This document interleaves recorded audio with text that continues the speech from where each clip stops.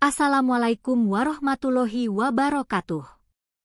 Mari kita buka kisah ini dengan ucapan sholawat kepada baginda Nabi Muhammad Shallallahu Alaihi Wasallam. Shollu ala Nabi. Pernahkah kita mendengar seorang wanita biasa menjadi ujian bagi dua laki-laki dari keluarga kaya? Pernahkah kita bertanya, apakah sikap seorang wanita bisa menjadi penentu arah hidup dua saudara laki-laki sekaligus? Dan mengapa kisah ini penting untuk didengarkan hingga akhir? Karena kisah ini bukan hanya tentang cinta dan luka, tapi tentang kehormatan, perjuangan, dan keberanian. Mari kita mulai. Namanya Surtini. Usianya 24 tahun. Ia berasal dari sebuah desa kecil di kaki perbukitan Bumiayu, Jawa Tengah. Anak perempuan satu-satunya dari keluarga petani sederhana. Sejak 2 tahun terakhir, ia merantau ke Arab Saudi dan bekerja sebagai karyawan di sebuah toko pusat oleh-oleh milik keluarga keturunan Arab yang kaya dan terpandang. Toko itu berada di pinggir jalan utama kota Jeddah. Tampilannya megah dan selalu dipenuhi turis serta jamaah umroh yang ingin membawa pulang kacang pistachio, kurma ajwa, air zam-zam dalam kemasan, atau parfum khas Timur Tengah. Surtini bukan siapa-siapa. Ia hanya pegawai biasa yang mencatat stok, melayani pembeli, dan merapikan rak barang. Tapi keramahan wajahnya, kepolosan sikapnya, dan kerja keras yang ia lakukan setiap hari, membuat semua pegawai lain menghormatinya. Termasuk sang pemilik toko yang akrab dipanggil Tuan Rashid, pria paruh baya berjiwa tenang dan sangat menghargai pekerja asing. Suatu hari, sebuah mobil hitam berhenti di depan toko. Dari dalamnya keluar dua pemuda tampan. Yang pertama mengenakan gamis bersih dan peci putih. Senyumnya teduh. Wajahnya tenang. Ia turun lebih dulu dan langsung menyapa semua pegawai toko dengan sapaan hangat dan menyebut nama-nama mereka satu persatu. Assalamualaikum, Abu Said, Surtini, kamu masih di sini ya, ucapnya lembut. Surtini tersenyum sopan. Iya, Tuan Hamzah. Baru selesai rapikan rak kurma. Hamzah, sulung dari dua putra Tuan Rashid. Pemuda cerdas, lembut, dan senang membantu. Ia beberapa kali ikut kerja di toko meski sebenarnya tak wajib. Ia lulusan Universitas Islam ternama di Madinah. Senang sekali menebar salam, membantu pelanggan tua, dan memberi senyum kepada siapa saja. Namun berbeda dengan pemuda kedua yang turun beberapa detik kemudian. Kacamatanya hitam. Parfumnya menyengat. Baju lengan pendek yang ketat, celana jeans robek lutut, dan sepatu mengkilat. Ia membuka pintu toko dengan gaya menggertak. Beberapa pelanggan langsung melirik heran.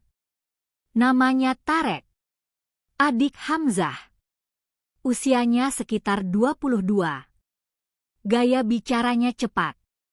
Ia selalu tampil seperti anak muda perkotaan yang ingin bebas dari aturan. Begitu masuk, matanya langsung menangkap sosok Surtini.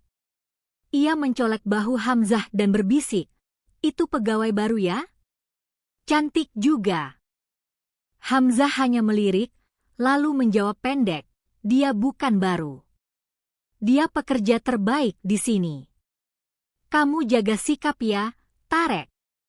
Tarek tertawa pelan, lalu berjalan ke arah rak parfum, pura-pura melihat-lihat, tapi pandangannya sesekali kembali ke arah Surtini. Hari itu berlalu begitu saja. Tapi sejak pertemuan pertama itu, Surtini merasa ada yang aneh. Tarek sering muncul tiba-tiba di toko. Kadang membawa minuman dingin dan duduk di sofa depan kasir. Kadang mengirimkan makanan ringan lewat kurir untuk semua pegawai, padahal semua tahu bukan dia yang bayar gaji mereka. Suatu hari, saat Surtini sedang menyapu lantai gudang belakang, ia mendengar suara pintu terbuka. Langkah kaki mendekat. Saat menoleh, Tarek sudah berdiri di sana, menyender ke dinding, senyumnya menyeringai. Hari ini kamu cantik sekali, Surtini. Kamu pakai parfum apa? Tanyanya sambil mendekat. Surtini langsung berdiri tegak dan menunduk. Maaf, saya harus kembali bekerja. Ini bukan jam istirahat. Namun Tarek tak bergeming. Ia malah melangkah lebih dekat, suaranya pelan namun menekan. Aku cuma ingin bicara. Tenang aja, aku nggak gigit kok. Tapi Surtini tahu, ada sesuatu yang tidak beres dari cara dia menatap. Ia melangkah cepat ke arah pintu dan meninggalkannya. Jantungnya berdetak lebih cepat dari biasanya. Bukan karena cinta, tapi karena firasat buruk yang sangat nyata. Apa yang sebenarnya diinginkan Tarek? Dan apakah Hamzah akan tetap diam jika mengetahui niat adiknya? Sejak peristiwa itu di gudang belakang toko, hati Surtini tidak pernah benar-benar tenang. Setiap langkahnya di dalam toko seperti dibayangi tatapan Tarek yang menyimpan sesuatu, bukan sekadar rasa suka, tapi keinginan yang tak jujur. Ia tidak pernah lagi menyapu gudang seorang diri, dan setiap sore selalu memastikan pintu-pintu terkunci rapi. Namun, tidak semua hari buruk. Di sela-sela kerjanya, ada satu sosok yang justru semakin membuatnya tenang. Hamzah. Surtini sering merasa malu ketika Hamzah mendatanginya sambil membawa 2 gelas teh hangat dan sekotak kurma. Untuk kamu, ucap Hamzah lembut. Kamu selalu kerja keras, jangan lupa jaga kesehatan. Surtini tersenyum kikuk. Terima kasih, Tuan. Saya jadi nggak enak hati. Jangan panggil saya Tuan. Panggil saya Hamzah saja. Kita ini saudara seiman, bukan bos dan pelayan. Kalimat itu menusuk halus ke dalam perasaan Surtini. Belum pernah ada pria sebaik itu dalam hidupnya. Laki-laki yang memuliakan perempuan tanpa berpura-pura, tanpa niat tersembunyi. Namun, sayangnya tidak demikian dengan Tarek. Suatu malam, ketika toko hendak tutup dan para pegawai lain sudah pulang lebih dulu, Tarek datang mendadak dan mengatakan ingin mengambil barang yang tertinggal di ruang kerja ayahnya. Sudah jam 9 malam, Tuan. Tokonya hampir tutup, ucap Surtini gugup. Justru itu, jawab Tarek sambil menyeringai. Kalau ramai, aku malah susah ngobrol dengan kamu. Ia melangkah ke dalam, lalu dengan cepat mengunci pintu belakang. Surtini sontak panik. Tuan, mohon jangan main-main seperti ini. Tarek mendekat, wajahnya menyimpan tekanan. Aku nggak main-main. Aku cuma pengen kamu jadi milik aku, meski cuma sebentar. Tidak, Tuan. Saya bukan perempuan seperti itu. Tarek tertawa pelan. Justru itu yang bikin kamu menarik. Tangan Tarek mulai bergerak ke arah lengan Surtini. Gadis itu mundur, matanya mulai berkaca-kaca. Namun sebelum hal buruk benar-benar terjadi, terdengar suara pintu depan dibuka cepat. Hamzah masuk, wajahnya memerah karena marah. Ia melihat tangan adiknya menyentuh lengan Surtini, dan tanpa pikir panjang, ia menarik Tarek menjauh dan mendorongnya ke dinding. Allahu Akbar, kamu sudah gila, Tarek. Di tempat usaha ayah sendiri kamu buat begini? Tarek menepis kasar. Aku cuma main-main. Kenapa kamu selalu ikut campur urusanku? Main-main. Dia bukan mainan. Dia perempuan baik-baik yang kamu cemari dengan niat kotor. Surtini sudah terduduk di sudut ruangan, menangis dalam diam. Hamzah menatapnya, lalu menoleh ke adiknya dengan mata tajam. Aku akan laporkan ini ke ayah. Kalau kamu masih punya malu, kamu pulang dan minta ampun kepada Allah." Tanpa menunggu jawaban, Hamzah mengantar Surtini keluar. Ia menyelimuti bahunya dengan selendang, lalu mengantar sampai ke gerbang kos yang hanya berjarak 50 meter dari toko. Malam itu, Surtini mengirim pesan singkat kepada pengelola toko. "Mohon maaf. Saya izin cuti sementara waktu. Mohon jangan ditanya lebih lanjut. Saya masih gemetar. Mohon doanya." Di rumah keluarga Rashid, Tuan Rashid dan istrinya mendengar segalanya dari Hamzah. Sang ibu menangis dalam diam. Sang ayah hanya duduk menatap dinding sambil memijit keningnya. Dia bukan anak yang jahat. Tapi dia tidak bisa dibebaskan terlalu lama, gumam Tuan Rashid. Akhirnya, keputusan dibuat. Tarek dilarang keluar rumah selama 3 bulan.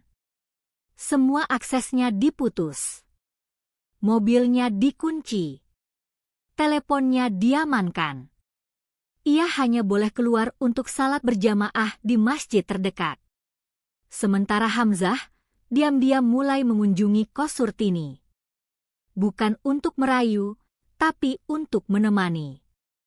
Kadang hanya mengantar makanan. Kadang duduk di teras dan membacakan ayat dari surat Yusuf dengan suara lembut. Perempuan suci itu untuk laki-laki yang suci. Kamu tidak salah, Surtini. Yang salah adalah kami yang tidak menjaga. Surtini menangis saat itu. Tapi bukan karena luka. Karena ia tahu, Allah sedang menempatkan seseorang di sisinya, bukan untuk menambah duka, tapi untuk menutup luka yang lama. Hari-hari berlalu dengan sunyi.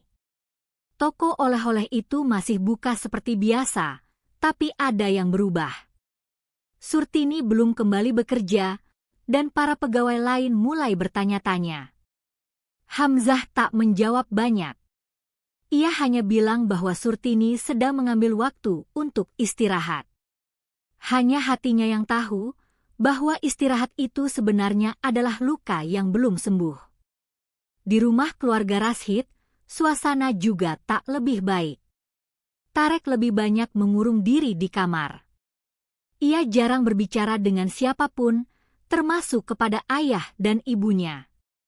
Rasa malu dan amarah bercampur dalam kepalanya. Ia merasa dipermalukan oleh kakaknya sendiri. Namun Hamzah tidak menyesal. Ia tahu, lebih baik ia dibenci oleh adiknya daripada membiarkan perempuan baik-baik ternoda karena kelalaian. Suatu malam, Hamzah memberanikan diri duduk berdua dengan ayahnya. Angin malam menerpa jubah mereka di beranda rumah. "Ayah," ucap Hamzah pelan. Tuan Rashid menoleh. "Ada apa, Hamzah?" "Aku ingin menikahi Surtini." Suasana langsung hening. "Apa yang kau katakan?" Suara sang ayah mulai meninggi. "Aku ingin menjadikan dia istriku. Menjaganya, menebus lukanya, dan memuliakannya sebagaimana seharusnya." Tuan Rashid berdiri. Matanya memerah. "Kamu ini sudah gila. Menikahi pembantu. Kamu tahu siapa kamu? Kamu pewaris toko ini. Nama keluarga kita sudah dikenal sejak lama. Apa kata orang kalau anakku menikahi pelayan toko?" Hamzah tetap duduk, wajahnya tenang. "Lebih baik aku dikenal sebagai laki-laki yang menikahi perempuan baik-baik, daripada hidup dalam kemewahan tapi membiarkan kehormatan diinjak." Sang ibu masuk dengan wajah cemas. Ia mencoba menenangkan suasana. "Tapi, Hamzah, apakah kamu benar-benar mencintainya? Atau hanya karena merasa kasihan?" Hamzah menatap ibunya dalam-dalam. "Ibu, aku mencintainya. Sejak pertama kali aku melihat dia mengangkat karung kurma sendirian, sejak kulihat bagaimana dia sabar melayani pembeli yang cerewet, sejak kulihat air matanya jatuh, tapi dia tetap menunduk karena takut dianggap lemah. Dia bukan wanita biasa, Ibu. Dia wanita yang menjaga dirinya, bahkan saat dia sendirian.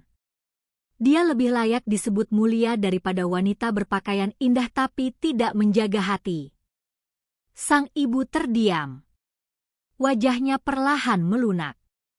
Ia tahu, Hamzah bukan tipe pemuda yang mudah berkata besar. Jika ia sudah bicara seperti ini, maka hatinya pasti benar-benar teguh. Namun sang ayah masih menolak. Ia meminta waktu. Beberapa hari kemudian, Tarek akhirnya bicara. Saat makan malam, tiba-tiba ia meletakkan sendok dan berkata lirih. Ayah, Ibu, aku juga ingin bicara. Semua menoleh. Aku ingin minta maaf kepada kalian semua, terutama kepada Hamzah. Aku sudah memalukan keluarga ini. Dan aku ingin bilang sesuatu. Ia menunduk lama, lalu melanjutkan. Aku setuju kalau Hamzah menikahi Surtini. Bahkan aku harap mereka menikah. Karena cuma dia yang bisa membuat kakakku bicara dengan cara yang sekuat ini. Dan cuma dia yang bisa membuatku merasa benar-benar bersalah. Tuan Rashid menatap anak bungsunya, lalu menoleh ke istrinya. Ia tahu, ini bukan tentang status sosial lagi. Ini tentang kebenaran. Dan akhirnya, restu itu datang. Hamzah tersenyum lirih malam itu. Ia menyalami ayahnya, memeluk ibunya, dan malam itu juga ia keluar rumah untuk menyampaikan kabar bahagia itu kepada Surtini. Surtini terisak. Ia menunduk, gemetar. Tapi, saya bukan siapa-siapa, Tuan. Hamzah meraih tangannya perlahan. Jangan panggil aku Tuan. Panggil aku suamimu sebentar lagi. Musim panas mulai berganti. Udara di Jeddah tidak lagi membakar kulit seperti pekan-pekan sebelumnya. Angin gurun berhembus lebih pelan, seolah ikut menyambut kabar yang telah menyebar pelan-pelan di antara para tetangga dan keluarga dekat. Putra sulung keluarga Rashid akan segera menikahi seorang perempuan dari Indonesia, bukan dari kalangan bangsawan, bukan dari keluarga terpandang, tapi dari kalangan pekerja toko. Apakah kamu yakin dengan keputusan ini, Hamzah? Bisik seorang sepupu perempuan saat malam lamaran. Hamzah menatap mata sepupunya itu dan menjawab pelan, yang aku yakini, Allah memuliakan seseorang karena hatinya, bukan karena silsilahnya. Surtini malam itu hanya duduk bersimpuh dalam diam. Pakaiannya sederhana, kerudung putih bersih dan senyum malu-malu. Ia tak percaya bahwa namanya kini disebut sebagai calon menantu keluarga besar Rashid. Tidak pernah terbayang dalam hidupnya, seorang gadis desa dari Bumiayu akan dilamar secara resmi di rumah mewah penuh lampu kristal dan sajian kurma madu. Hamzah mengambil cincin kecil dari kotak beludru. Ia meletakkannya di atas meja kecil di hadapan Surtini. Ini bukan tanda bahwa aku mampu membelikanmu kemewahan, ucapnya di depan para tamu. Tapi ini simbol bahwa aku siap menjadi penjagamu, pelindungmu, dan imam yang akan selalu mendengarkan air matamu. Surtini menunduk. Air matanya mengalir perlahan. Hari akad pun ditetapkan 2 pekan setelah lamaran. Tidak ada pesta besar. Hanya undangan sederhana, beberapa keluarga, tetangga, dan para pegawai toko yang sangat mengenal Surtini. Bahkan Abu Said, pegawai senior, ikut membantu mengurus catering dan kursi tamu. Aku tidak pernah menyangka akan melihat hari ini, ucap Abu Said sambil tertawa. Dulu kamu pemalu sekali. Sekarang jadi pengantin toko kita. Surtini tersipu. Saya juga tidak pernah membayangkan, Pak. Rasanya seperti mimpi. Akad dilangsungkan di taman belakang rumah keluarga Rashid. Imam masjid setempat memimpin prosesi dengan suara yang lembut. Ketika Hamzah mengucap ijab kabul dengan suara mantap, para hadirin mengucap takbir. Air mata sang ibu mengalir haru. Bahkan sang ayah, yang semula menolak keras, kini menggenggam tangan Hamzah dengan hangat. Usai akad, Tarek datang menghampiri pengantin baru. Ia mengenakan baju putih bersih, rambutnya rapi, wajahnya tenang. "Selamat, Kak," ucapnya sambil tersenyum kecil. Hamzah memeluknya. "Terima kasih karena sudah mengizinkan aku memperjuangkannya." Lalu Tarek menoleh ke arah Surtini. Tatapannya tak lagi seperti dulu. "Maafkan aku, Surtini. Aku masih belajar jadi manusia seutuhnya, tapi kamu mengajarkanku satu hal, bahwa kehormatan perempuan itu bukan untuk ditawar." Surtini tersenyum lirih. "Kalau kamu ingin berubah, Allah akan bantu kamu. Jangan berhenti belajar." Hari itu menjadi awal kehidupan baru. Hamzah dan Surtini tinggal di rumah sederhana yang tidak jauh dari toko, bukan di rumah mewah milik keluarga besar. Mereka ingin memulai hidup dari bawah, sebagai suami istri yang setara, saling menopang dan menghormati. Namun kebahagiaan itu tidak membuat mereka lupa. Seminggu setelah akad, Surtini datang ke toko dan memeluk teman-teman kerjanya satu persatu. "Aku bukan lagi pegawai di sini," ucapnya dengan senyum tenang. "Tapi kalian semua adalah bagian dari perjalananku." Abu Said menepuk bahunya. "Kalau kamu punya anak nanti, pastikan anakmu tahu bahwa ibunya adalah perempuan yang paling kuat yang pernah kami kenal." Surtini menunduk haru. Hamzah menggenggam tangannya. Di luar toko, mentari sore jatuh perlahan ke balik atap kota Jeddah. Dan angin gurun yang pelan seolah membawa bisik lembut dari langit. Setiap luka pasti ada obatnya, jika kesabaran tetap dijaga. 6 bulan berlalu sejak hari akad. Hamzah dan Surtini menjalani kehidupan pernikahan dengan tenang. Mereka memilih tinggal di rumah sederhana tak jauh dari masjid dan toko oleh-oleh milik keluarga. Setiap pagi, Hamzah berangkat ke toko, sementara Surtini lebih sering di rumah, sesekali ikut membantu bagian administrasi dan membuat pembukuan harian dari rumah. Namun sebagaimana hidup yang tidak selalu datar, angin ujian mulai meniup pelan-pelan. Suatu malam, Surtini mendengar pembicaraan keluarga besar yang datang berkunjung. Ia mendengar namanya disebut-sebut oleh 2 orang bibi Hamzah yang datang dari Riyadh. Mereka berbicara pelan tapi menusuk. Kasihan Hamzah, padahal dia bisa dapat perempuan dari keluarga baik-baik. Betul. Kita tidak tahu apa yang sebenarnya terjadi. Apa jangan-jangan perempuan itu pakai ilmu supaya Hamzah mau? Surtini terdiam di balik pintu. Tangannya gemetar. Matanya mulai berkaca-kaca. Ia mundur perlahan dan masuk ke kamar, lalu duduk di atas sajadah. Sholat tahajud yang biasa ia lakukan terasa berat malam itu. Saat Hamzah masuk kamar, ia menemukan istrinya masih mengenakan mukena, duduk membisu. "Kamu sudah tidur?" tanyanya pelan. Surtini hanya menggeleng.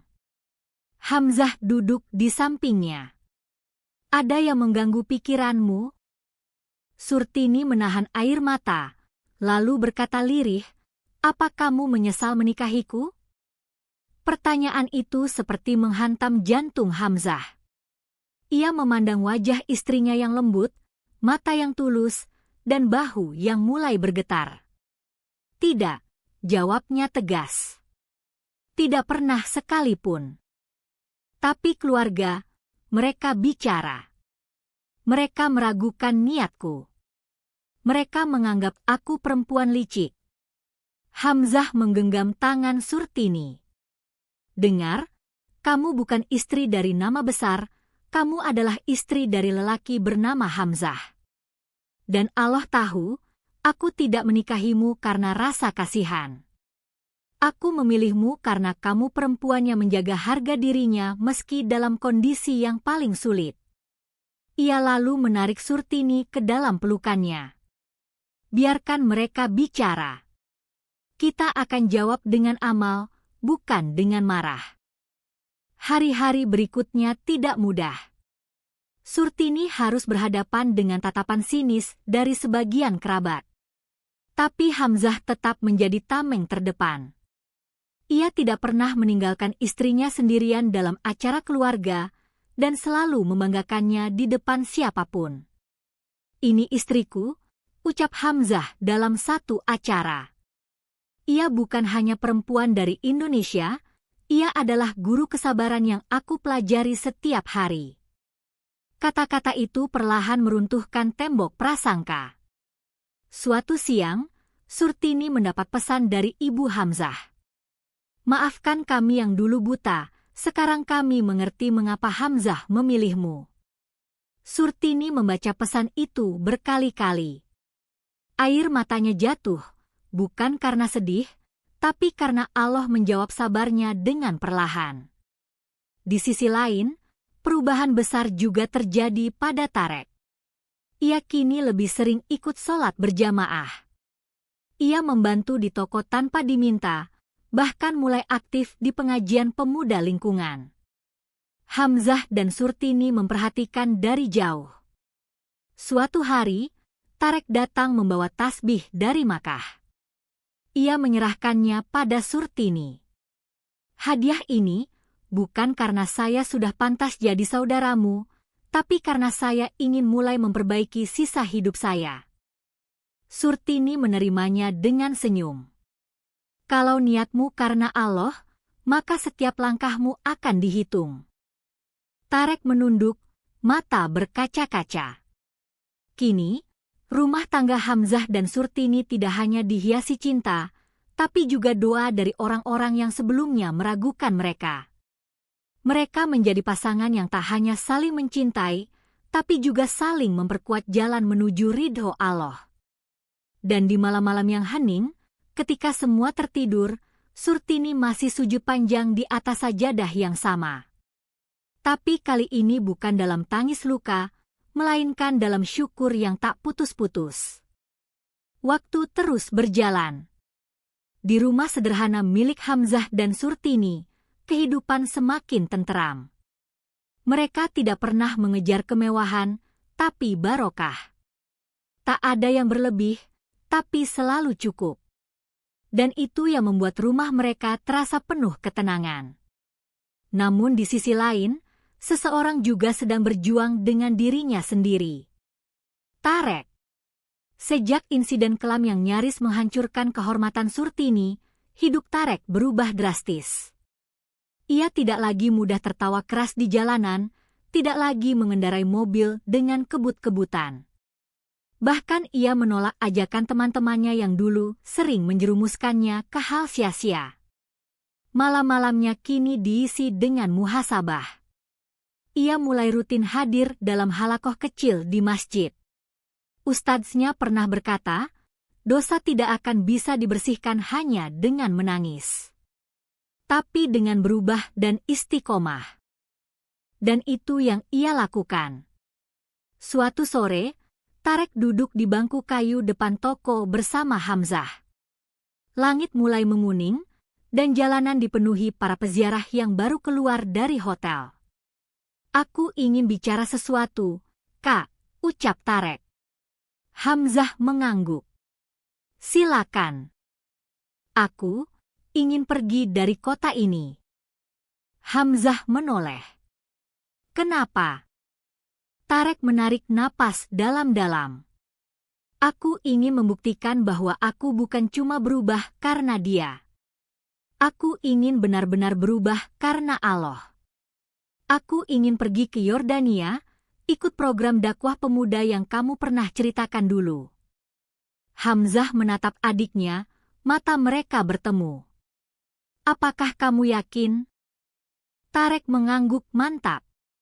Aku lebih takut jadi baik karena dilihat orang, daripada menjadi buruk di tempat sepi. Aku ingin memulai dari nol. Hamzah menepuk bahunya. Kalau itu keputusanmu, aku akan dukung. Tapi jangan pernah lari dari masa lalu.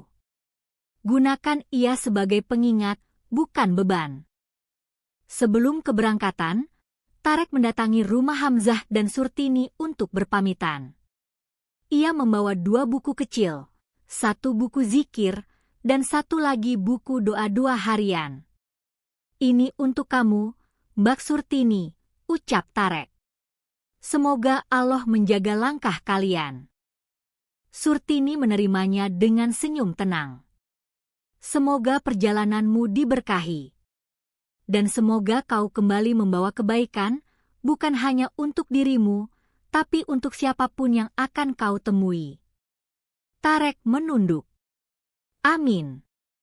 Beberapa minggu kemudian, kabar dari Yordania mulai datang. Tarek terlihat ikut mendampingi anak-anak yatim, belajar di pesantren lokal, dan kadang ikut berdakwah keliling ke desa-desa. Senyumnya kembali muncul, tapi kali ini bukan senyum yang sombong, melainkan senyum seseorang yang telah berdamai dengan dirinya sendiri.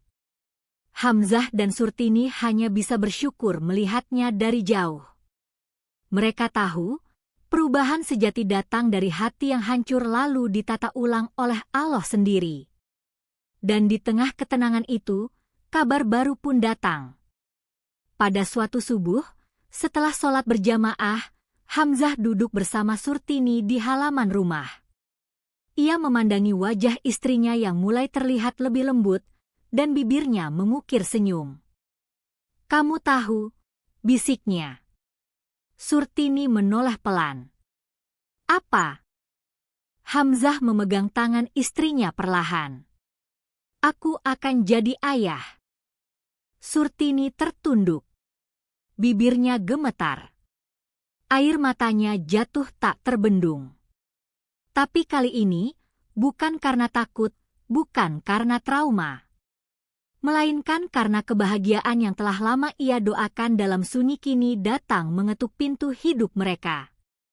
Hari demi hari berlalu dengan nuansa baru dalam rumah tangga Hamzah dan Surtini.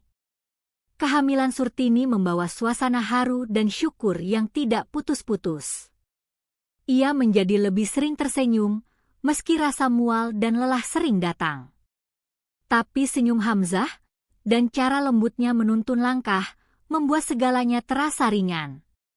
Kalau anak kita perempuan, aku ingin namanya Fatimah, ucap Hamzah suatu malam saat mereka duduk berdua di halaman rumah.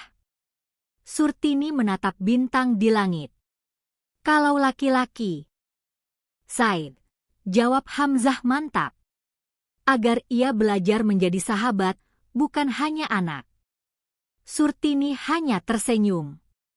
Ia tahu, siapapun yang hadir nanti, akan tumbuh dalam rumah yang penuh dengan cinta dan pelajaran dari pengalaman masa lalu. Di tengah kehamilan itu, kabar baik lain datang dari Yordania. Tarek mengirim surat, tulisan tangan dengan tinta hitam di atas kertas coklat. Assalamualaikum, Kakak dan Mbak Surtini. Alhamdulillah, aku di sini baik. Banyak hal yang aku pelajari. Aku kini ikut membantu di rumah penghafal Quran. Aku belum hafal banyak, tapi aku sudah bisa menjadi pembimbing untuk anak-anak yang lebih kecil. Mereka sering bertanya, apakah paman dulu nakal? Aku jawab, iya, dan itulah kenapa sekarang aku ingin jadi baik. Doakan aku bisa terus istiqomah. Kalau Allah izinkan, suatu saat nanti aku ingin pulang, bukan hanya sebagai adik yang sudah berubah, tapi sebagai seseorang yang bisa membawa manfaat. Surat itu dibacakan Hamzah dengan suara bergetar. Air mata Surtini jatuh di sela tangisnya yang tenang. Allah benar-benar menyembuhkan luka bukan dengan waktu, tapi dengan keajaiban. Bulan demi bulan berlalu, hingga saat itu pun tiba. Tangisan pertama seorang bayi laki-laki memecah keheningan malam di rumah sakit Jeddah. Hamzah mengadzankan anak itu dengan suara lembut. Allahu Akbar. Allahu Akbar. Tangis bayi itu menguat. Seolah menyambut dunia bukan dengan ketakutan, tapi dengan keberanian. Namanya Zaid Hamzah, ucap Hamzah kepada dokter yang mencatat nama.